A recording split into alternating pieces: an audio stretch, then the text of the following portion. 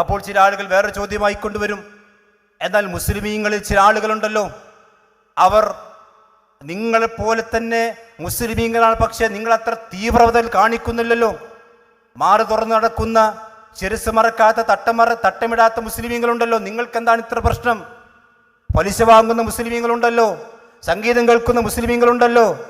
അപ്പൊ നിങ്ങൾ കുറച്ച് ആളുകൾക്ക് മാത്രമേ അഡ്ജസ്റ്റ് ചെയ്യാൻ മടിയുള്ളൂ, ബാക്കി എല്ലാവരും അഡ്ജസ്റ്റ് ചെയ്യുന്നുണ്ടല്ലോ. അവർ സിനിമയിൽ അഭിനയിക്കുന്നുണ്ട്, അവർക്ക് സംഗീതം പ്രശ്നമില്ല, അവർക്ക് ഒന്നും പ്രശ്നമില്ല, നിങ്ങൾക്ക് മാത്രം എന്താണ് പ്രശ്നം?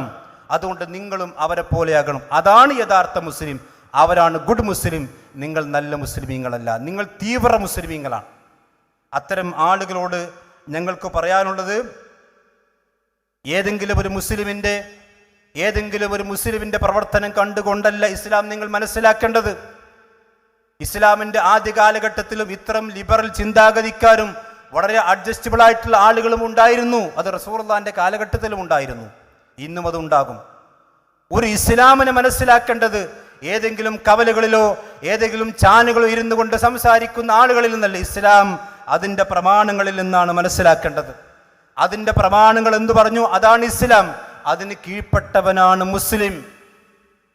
അതിന് കീഴ്പ്പെടാൻ ആകാത്തവൻ, അവൻ്റെ പേര് മുസ്ലിമാണെങ്കിലും അവൻ ഇസ്ലാമുമായി കൊണ്ട് ബന്ധമില്ലാത്തവനാണ്.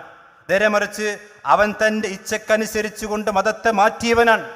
ഇച്ഛക്കനുസരിച്ചു കൊണ്ട് മതം മാറ്റുന്നവൻ, അവൻ മുസ്ലിമിൻ്റെ ലേബൽ സ്വീകരിച്ചുകൊണ്ട് ചാനൽ വന്നാലും ഇനി പ്രസംഗിച്ചാലും എവിടെ നിന്ന് സംസാരിച്ചാലും അതൊക്കെ ഇസ്ലാമിൻ്റെ ആളുകളെ സംബന്ധിച്ചിടത്തോളം അവർക്ക് ഉൾക്കൊള്ളാൻ പ്രയാസമുണ്ട്. അവരല്ല ഇസ്ലാമിൻ്റെ മോഡലുകൾ.